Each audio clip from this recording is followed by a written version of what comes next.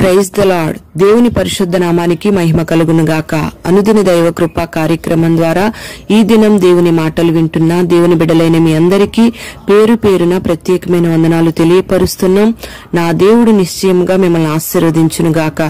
కొరింథీయులకు రాసిన మొదటి పత్రిక 3వ అధ్యాయం 16వ వాక్యంలో, మీరు దేవుని ఆలయమై ఉన్నారనియు దేవుని ఆత్మ మీలో నివసించుచున్నాడనియు మీరెరుగరా?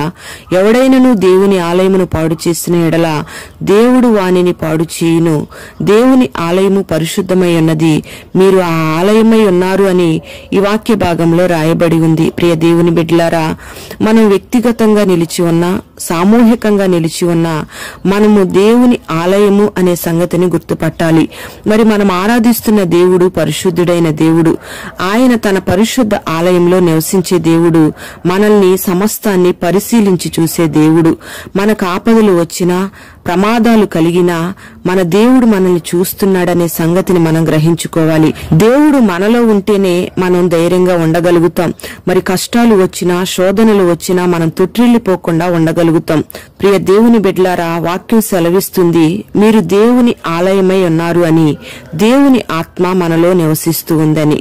మరి మనం ఈ దినాన ఆ విషయాన్ని గుర్తుపట్టుకొని చాలా జాగ్రత్తగా కడు భయభక్తులతో నడుచుకోవాలి. చాలా మంది దేవుని ఆలయంలో దేవుడు ఉన్నాడని తెలుసు కూడా దేవుని ఆలయాన్ని పాడు చేస్తూ ఉన్నారు. దేవుని ఆత్మ ఎవరిలో అయితే ఉండదో వాళ్ళు దేవునికి చెందిన వాళ్ళు కారు అని మనం గమనించాలి. దేహం అనే దేవుని ఆలయాన్ని చాలా మంది తాగుడు వ్యసనాల ద్వారా, చుట్టా బీడి సిగరెట్ల ద్వారా, వ్యభిచారము ద్వారా, స్తుతించవలసిన నోటితో బూతులు మాట్లాడడం ద్వారా, చెడ్డ మాటలు వినడం ద్వారా, అపవిత్రమైన ప్రతి శరీర కార్యము ద్వారా దేవుడు నివసిస్తున్న దేహమనే ఆలయాన్ని పాడు చేస్తూ ఉన్నారు. ప్రియ దేవుని బిడ్డలారా, ఈ లోకంలో చాలా కట్టడాలు ఉన్నాయి. కానీ దేవుడు తన చేతితో నిర్మించిన మానవుని యొక్క దేహము అనే దేవుని చేత నిర్మించబడిన ఆ కట్టడానికి చాలా ప్రాముఖ్యత ఉంది. మరి మనిషి యొక్క దేహ ప్రాముఖ్యతను గురించి అనేక మంది అనేక రకాలుగా వర్ణిస్తూ ఉంటారు. ఈ లోకంలో ఒక మనిషి నిర్మించిన ఒక నిర్మాణంలో మనం ఉండాలంటే ఆ గృహము, ఆ కట్టడ ఎంతో శుభ్రంగా ఉంటేనే మనం నివసించడానికి ఇష్టపడతాం.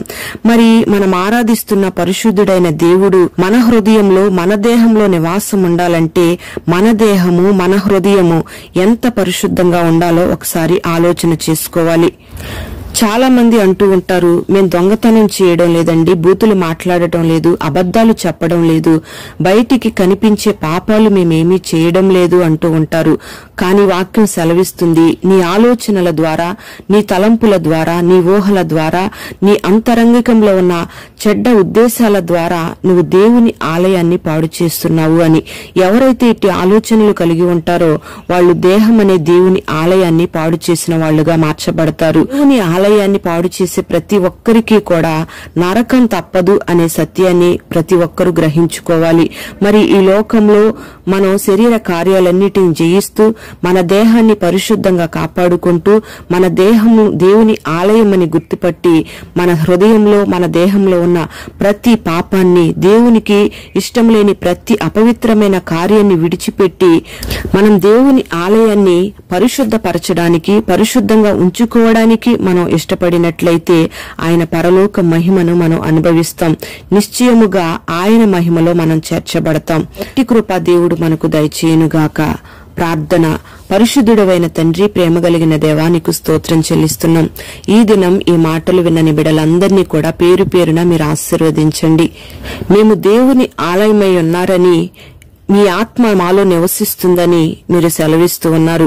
ఆలయాన్ని పాడు చేస్తే నేను మిమ్మల్ని పాడు చేస్తానని మాకు హెచ్చరిక చేస్తూ ఉన్నారు. ఈ మాటలు వినని బిడ్డలందరినీ కూడా మీరు ఆశీర్వదించమని ప్రార్థన చేస్తున్నాం. ఎవరైతే శరీర కార్యాల ద్వారా, చెడు వ్యసనాల ద్వారా, అక్రమ సంబంధాల ద్వారా, భయంకరమైన పాప సంబంధమైన కార్యాల ద్వారా దేహం అనే దేవుని ఆలయాన్ని పాడు చేస్తున్నారో వారందరినీ కూడా మీరు దర్శించండి. వారి మనోనేత్రాలను తెరువు చేసి నీకు ఇష్టం లేని ప్రతి కార్యాన్ని వారిలోంచి మీరు తొలగించండి. ప్రతి ఒక్కరి హృదయాన్ని, ప్రతి ఒక్కరి ఆలయాన్ని మీరు పరిశుద్ధపరచండి. మీరు నివాసం ఉండే ఆలయాలుగా ప్రతి ఒక్కరిని మీరు మార్చమని ప్రార్థన చేస్తున్నాం. అట్టి కృపని బిడ్డలందరికీ మీరు కలుగు చేసి పేరు పేరున బిడ్డలను దీవించమని వేడుకుంటూ యేసు నామములో అడుగుచున్నాము తండ్రి. ఆమేన్.